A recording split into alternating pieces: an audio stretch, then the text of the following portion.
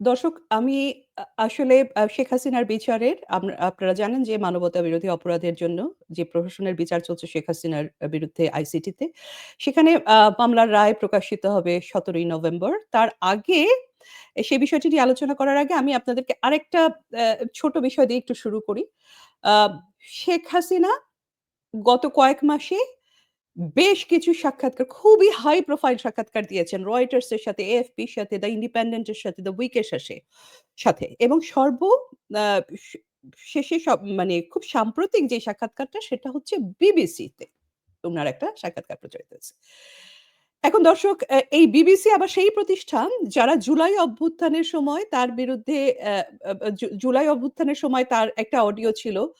সেই অডিওটাকে যেটা তার আইসিটিতে যেটাই তার বিরুদ্ধে এভিডেন্স হিসেবে আ আ ব্যবহৃত হয়েছে। সেই অডিওটা তারা যাচাই করেছিল বিবিসি এবং তাকে নিয়ে একটা খুব অত্যন্ত শেখ হাসিনাকে নিয়ে একটা অত্যন্ত একপেশে এবং একটা ভুলে ভরা একটা ভাড়াটে রিপোর্ট কিন্তু বিবিসি পাবলিশ করেছিল।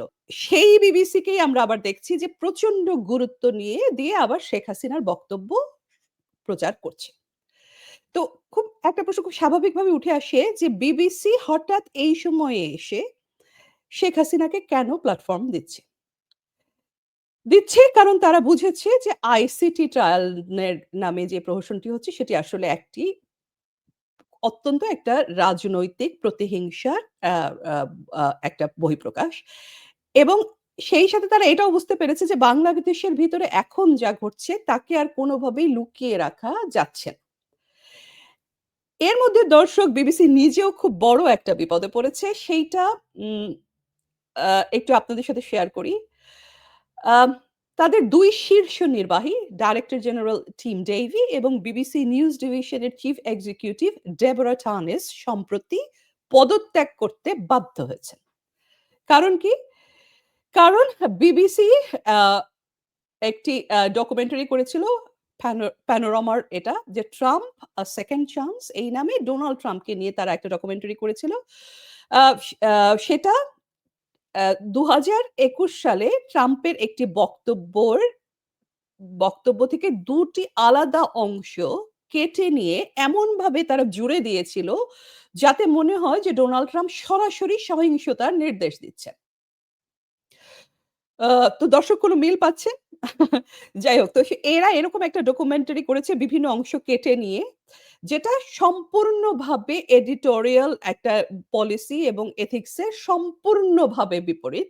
এটাকে আমরা বলতে পারি এডিটোরিয়াল ম্যানিপুলেশন এক ধরনের। তো এই কান্ডটা করার পরে ডোনাল্ড ট্রাম্প তো আর সহজে ছেড়ে দেওয়ার বান্দা না। তো এইটা নিয়ে ব্যাপক সমালোচনার মুখে তখন বিবিসি ক্ষমা চাইতে বাধ্য হয়। আর এই ঘটনার পরে বিবিসি এবং তার রিপোর্টিং এর বিশ্বাসযোগ্যতা সারা বিশ্বের সামনে প্রশ্নবিদ্ধ হয়ে যায়। তো এর আগেও আমরা অনেকবার এই ঘটনাগুলো দেখেছি। এটা আমরা আপনাদেরকে আসলে জানিয়েও ছিলাম যে এ এ বিবিসির কতগুলো একপেশে এরকম ভুলে ভরা রিপোর্টিং এর জন্য আ তারা কতভাবে তাদেরকে বিভিন্ন সময় ক্ষমা প্রার্থনা করা ক আ করতে হয়েছিল। যে এরকমই সময় সজীব ওয়াজেদ জয় আ একটি গুরুত্বপূর্ণ টুইটার পোস্ট লেখেন ৯ নভেম্বর। তিনি লেখেন, "The BBC leadership has resigned because of multiple instances of out of context editing and biased reporting. They have done the same with my mother, Prime Minister Sheikh Hasina." এখন সজীব ওয়াজেদ জয়ের এই অভিযোগ কিন্তু দর্শক শুধু একটি টুইট নয়, এটি বিবিসিকে সরাসরি অভিযুক্ত করা।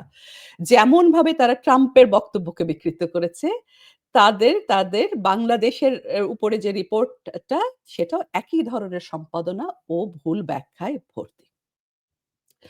তো দর্শক আপনারা প্রশ্ন করতেই পারেন যে এই ঘটনাটি এটাকে কিভাবে শেখ হাসিনার আইসিটিতে যে আ আ বিচার হয়েছে সেটার সাথে কিভাবে সংযুক্ত? এটা সংযুক্ত কারণ এটা আইসিটিতে ট্রায়ালটা আসলে কিভাবে চলছে তার একটা মূল প্রেক্ষাপট যেটা সেটাকে আমাদের সামনে স্পষ্ট করে। ইউনূস সরকারের একটা বড় উদ্দেশ্য ছিল আওয়ামী লীগকে আগে আন্তর্জাতিকভাবে কলঙ্কিত করা, তারপর আইসিটিতে একটা সাজানো বিচার দিয়ে সেটাকে বৈধতা দেওয়া। এই কৌশলের দর্শক ৩ টি স্তর রয়েছে। ১ম স্তর, আন্তর্জাতিক মিডিয়াকে ব্যবহার করে বিবিসির মতো আন্তর্জাতিক মিডিয়াকে ব্যবহার করে শেখ হাসিনাকে অপরাধী হিসাবে ফ্রেম করা। তো বিবিসির ভুল reporting, out of context editing এবং পক্ষপাতদুষ্ট কভারেজ যেটা আমরা দেখেছিলাম, আ সেগুলো আ আ শেখ হাসিনার বিরুদ্ধে সেগুলো সবই ছিল এই প্যাটার্নের অংশ।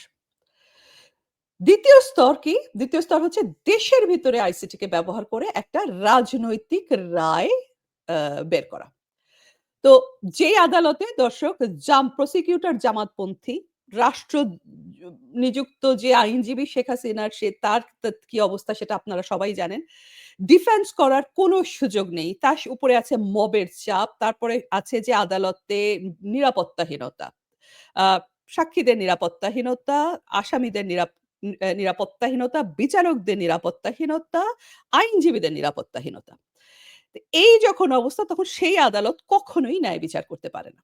এটা ছিল একটা প্রহসনের বিচার এবং যে রায়টি বের হবে আ আ শেখ হাসিনার বিরুদ্ধে সেটাও একটা পূর্ব নির্ধারিত রায়। দর্শক সেটা বোঝাটা খুবই গুরুত্বপূর্ণ। ৩য় স্তর কি? এই প্ল্যানিং এর ৩য় স্তর হচ্ছে বিবিসি ও পশ্চিমা মিডিয়াকে দেখিয়ে আইসিটির রায়কে আন্তর্জাতিকভাবে গ্রহণযোগ্য বানানোর চেষ্টা। এটাই এই কৌশলের সবচেয়ে ভয়ংকর দিক দর্শক। যখন আন্তর্জাতিক সংবাদ মাধ্যম বিবিসির মতো আন্তর্জাতিক সংবাদ মাধ্যম আগেই একজন অপরাধীকে একজন ব্যক্তিকে অপরাধী হিসাবে ফ্রেম করে ফেলে, আ তখন কিন্তু এই সাজানো রায়টিকে গ্লোবাল একটা স্বীকৃতি দেখিয়ে যে দেখো বিবিসি রিপোর্টও তাই বলছে। এই ধরনের এগুলো দেখিয়ে দেশের ভিতরে একটা চূড়ান্ত রাজনৈতিক দমন-পীড়ন আ আওয়ামী লীগের বিরুদ্ধে বা স্বাধীনতার পক্ষের মানুষদের বিরুদ্ধে এটাকে ন্যায্য করা অনেকভাবে অনেক সহজ হয়ে যায়। কিন্তু এই যে বিবিসির এই যে সাম্প্রতিক পতন, ডোনাল্ড ট্রাম্পের প্যানোরামা ডকুমেন্টারিটাকে নিয়ে যেই বিবিসির যে আমি পতনই বলব, যে পতন হলো সেটা সব হিসাব কিন্তু উল্টে দিয়েছে। এখন বিবিসি কিন্তু নিজেই একটা ক্রেডিবিলিটি ক্রাইসিস এ পড়েছে। এরপরে আন্তর্জাতিক মহল আ আইসিটির এই রায়কে এবং যে আরো সব ঘটনা মিলিয়ে বিশ্বাসযোগ্য মনে করবে, এটা কল্পনা করাও আমার কাছে মনে হয় দর্শক কঠিন। তো এই মুহূর্তে তাই শেখ হাসিনার বিবিসিকে যে সাক্ষাৎকারটি দিয়েছেন, সেই সাক্ষাৎকারটা এখন আরো বেশি শক্তিশালী হয়ে উঠেছে। কারণ সারা বিশ্বের মানুষ এখন বিবিসিকে প্রশ্ন করছে। তাই শেখ হাসিনার বক্তব্যকেও তারা আরো অনেক বেশি গুরুত্ব দিয়ে এখন কিন্তু শুনবে এবং পড়বে। এখন আসি আমরা সবচাইতে আজকে এই আলোচনাটার সবচেয়ে গুরুত্বপূর্ণ অংশটা যে ১৭ই নভেম্বর আইসিটিতে যে ট্রাইব্যুনালের রায় হবে সেটা নিয়ে। তো সবাই আমরা জানি যে ১৭ই নভেম্বরের এই প্রহসনের মামলায় শেখ হাসিনাকে ক্যাপিটাল পানিশমেন্ট বা সর্বোচ্চ সাজা দেওয়া হতে পারে এবং এটি বাংলাদেশের ইতিহাসে একটা নজিরবিহীন মুহূর্ত হয়ে উঠবে। কিন্তু এটা কোনো ন্যায় বিচারের মুহূর্ত হবে না দর্শক। এটা হবে রাজনৈতিক প্রতিহিংসার একটা নগ্ন প্রকাশ। কেন? কারণ আইসিটি একটা পক্ষপাতদুষ্ট রাজনৈতিকভাবে নিয়ন্ত্রিত কোর্টে পরিণত হয়েছে। প্রথমত এই আদালতের কাঠামোই প্রশ্নবিদ্ধ। চিফ প্রসিকিউটর তাজুল ইসলাম তিনি অতীতে জামাতের যুদ্ধাপরাধীদের আইনজীবী ছিলেন। আপনারা সবাই জানেন। আর কাউকে তারা খুঁজে পায়নি, তাকে ধরে এনেছে। জুলাই আগস্টের সহিংসতার সময়ও আমরা জানতাম যে তাজুল ইসলাম তথাকথিত জুলাই আন্দোলনকে সমর্থন করে সেখানে সক্রিয় ভূমিকা রেখেছিলেন। আজ তাকে প্রধান প্রসিকিউটর করে এই বিচার করা, এইটা ন্যায় বিচারের প্রতি সবচেয়ে বড় অপমান। আ এটা কি কোনো impartial prosecution? না। এটা কনফ্লিক্ট অফ ইন্টারেস্ট এর একটা জীবন্ত উদাহরণ। দর্শক আপনারা হয়তো জানেন আইসিসিতে আ পর্যন্ত করিম খানকে আপনারা জানেন যে একটা মামলা থেকে আইসিসি সরিয়ে দিয়েছে কারণ তিনি আ এর আগে ওই মামলার ভিকটিমদেরকে রিপ্রেজেন্ট করেছিলেন। এটাকেই বলে reasonable appearance of bias। So যেখানে আইসিসি এই মানদণ্ড মানে সেখানে বাংলাদেশের আইসিটি সেই মাপকাঠির ধারে কাছেও নেই। আম আমরা আ জানি যে এখানে ডিফেন্স এর অধিকারগুলোকে ছেঁটে ফেলা হয়েছে যা একটি ন্যায্য ট্রায়াল এর মূল শর্ত। শেখ হাসিনার পক্ষে রাষ্ট্র নিযুক্ত আইনজীবী হিসেবে ১ম এ নিয়োগ দেওয়া হয়েছিল একজন পরিচিত লাল বদরকে, যিনি প্রকাশ্যে শেখ হাসিনার মৃত্যুদণ্ড দাবি করেছিলেন। তো দর্শক এটা কিন্তু কোনো মানে এটা শুনে মনে হতে পারে এটা এত হাস্যকর যে এটা মনে হতে পারে যে এটা কি কোনো যে কোনো কৌতুক কিনা? না এটা কৌতুক না। এটাকে আমরা কি বলতে পারি? State sanction sabotage.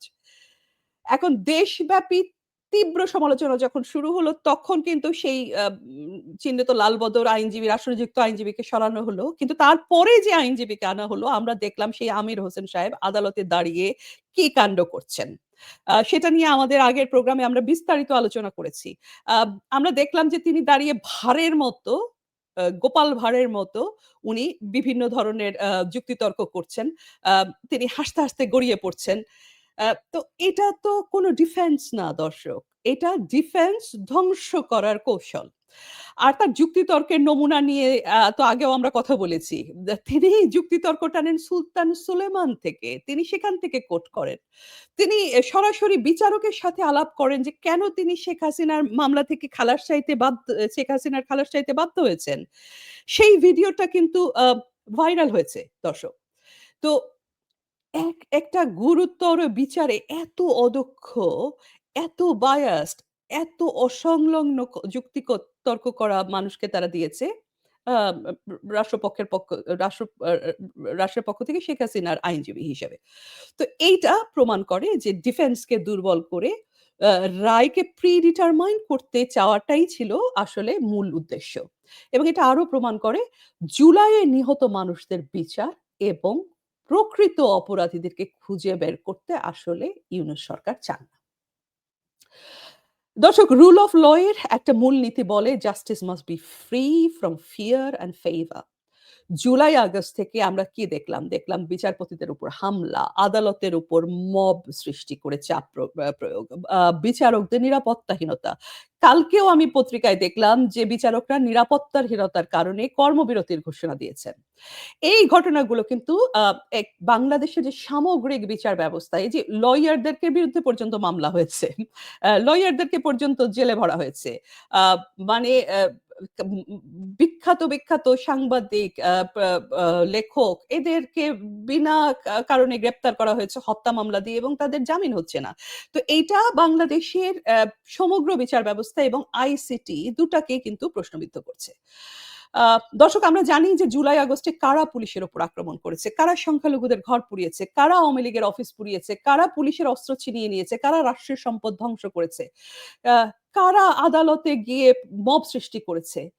এই অপরাধীদেরকে শাস্তি দেওয়ার বদলে তাদেরকে কিন্তু ইনডেমনিটি দেওয়া হয়েছে ইউনূস সরকারের বিশেষ আদেশে। এই প্রেক্ষাপটে শেখ হাসিনার বিরুদ্ধে যে আইসিটি মামলা, এটা আসলে একটা পলিটিক্যাল ডাইভারশন ছাড়া আর কিচ্ছুই নয়। তো আ বিশ্বব্যাপী একটা নীতি আছে দর্শক যে capital punishment cannot be delivered without independent defence, transparent process and impartial bench. আমরা আইসিটি তে কি দেখলাম? আইসিটি তে দেখলাম যে ডিফেন্স ছিল রাষ্ট্র নির্ধারিত। প্রসিকিউটর ছিলেন পক্ষপাতদুষ্ট। বেঞ্চ ছিল রাজনৈতিক চাপের অধীন। ট্রায়াল ছিল অস্বচ্ছ। ডিউ প্রসেস অমান্য করা হয়েছে। এভিডেন্স এর অ্যাডমিসিবিলিটি নিয়েও প্রশ্ন আছে। এই মানদণ্ডে আইসিটির রায়কে কোনো আন্তর্জাতিক আদালত বৈধ রায় হিসাবে মানবে না। এটা হবে আ a politically contaminated judgment যার কোনো গ্লোবাল লিগ্যাল ভ্যালু নেই। আ জনগণ কেন এই রায় গ্রহণ করবে না দর্শক? কারণ জনগণ জানে এই রায় ন্যায় বিচারের রায় নয়। এটি রাজনীতি দিয়ে লেখা একটি রায়।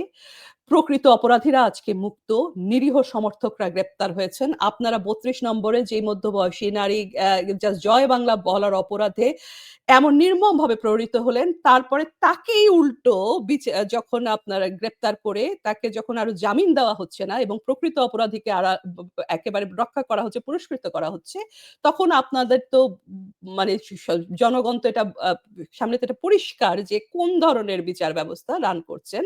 কোন ধরনের আইনের শাসন রান করছেন ইউনূস। আম আইসিটি কে ব্যবহার করা হচ্ছে প্রতিশোধের হাতিয়ার হিসাবে। আদালতে আমরা মবের উপস্থিতি দেখছি। আমরা দেখছি ডিফেন্স এর অধিকার সীমাবদ্ধ।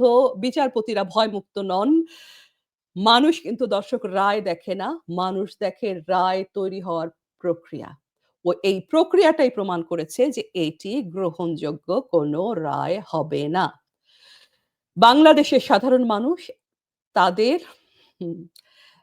আ জনগণের ভোটে নির্বাচিত এক নেত্রীকে হত্যা করার রাজনৈতিক রায় মন থেকে কখনোই মেনে নেবে না। আওয়ামী লীগের ইতিহাস তাই বলে। আর কেন এই রায় শেখ হাসিনাকে ভয় দেখাতে পারবে না, দমাতেও পারবে না? তার কারণ শেখ হাসিনা শুধু একজন রাজনৈতিক ব্যক্তিত্ব নন। তিনি এমন একটি ইতিহাসের উত্তরসূরি যে ইতিহাস ফাঁসির মঞ্চ থেকেও পিছিয়ে যায় না। বঙ্গবন্ধুকে হত্যা করা হয়েছে কিন্তু তার আদর্শকে হত্যা করা যায়নি। শেখ হাসিনা নিজেই কতগুলো হত্যা চেষ্টা থেকে আজও বেঁচে আছেন, দাঁড়িয়ে আছেন, প্রতিবাদী আছেন। মা, বাবা, ভাই, পরিবার হারানো একজন নারীকে একটা প্রহসনের মামলা, রাজনৈতিক রায় কি ভয় দেখাতে পারবে দর্শক? তিনি ভালো করেই জানেন এই রায় টিকবে না। এটি আন্তর্জাতিকভাবে অগ্রহণযোগ্য হবে এবং জনগণের মনের আদালতেও এটি প্রত্যাখ্যাত হবে। দর্শক কেন আন্তর্জাতিক সম্প্রদায় এই রায় মেনে নেবে না? কারণ ট্রায়াল ছিল অস্বচ্ছ, বেঞ্চ impartial নয়, ডিফেন্স ছিল inadequate আ শুধু inadequate ই নয়, ডিফেন্স এর নামে যা হয়েছে সেটা একটা farce. Prosecution conflicted, free speech দমন হয়েছে বাংলাদেশের প্রতিটি কোণায় গত ১৪ মাসে। Opposition banned, judiciary threatened, media manipulated, human rights violations widespread, government unelected। এই অবস্থায় ডেথ পেনাল্টি দেওয়া হলে আন্তর্জাতিক সম্প্রদায় এটিকে জুডিশিয়াল কিলিং হিসেবে দেখবে, ন্যায় বিচার হিসেবে দেখবে না। আন্তর্জাতিক আইন অনুসারে একটি বৈধ গণতান্ত্রিক প্রক্রিয়া ছাড়া কোনো ডেথ সেন্টেন্স স্বীকৃতি পায় না। শেষ কথা ১৭ই নভেম্বর আইসিটি যেই রায় দিক তা শেখ হাসিনার ভাগ্য নির্ধারণ করবে না। কারণ একটি সাজানো রায় দিয়ে ইতিহাস লেখা যায় না। একটি রাজনৈতিক কোর্ট দিয়ে একটি মুক্ত জাতিকে চুপ করানো যায় না। একজন নেত্রীর মৃত্যুদণ্ড দিয়ে একটি আন্দোলনকে থামানো যায় না। এই রায় ভয় দেখানোর জন্য, কিন্তু শেখ হাসিনা ভয় পেয়ে চুপ করার মানুষ নন। বাংলার মানুষও ভয় পেয়ে চুপ থাকার মানুষ নয়। আর আন্তর্জাতিক সম্প্রদায় একটি রাজনৈতিক মৃত্যুদণ্ডকে তিনি কোনোভাবেই বৈধতা দেবে না। আজকে যে নাটক মঞ্চস্থ হচ্ছে সেটা সাময়িক, কিন্তু দর্শক সত্য চিরস্থায়ী। শেখ হাসিনা বঙ্গবন্ধুর কন্যা, বাংলাদেশের ইতিহাসের সবচেয়ে সফল প্রাইম মিনিস্টার। তিনি নিজেই ইতিহাসের অংশ এবং এই ইতিহাস কখনোই মিথ্যার কাছে পরাজিত হয়নি, হবেও না।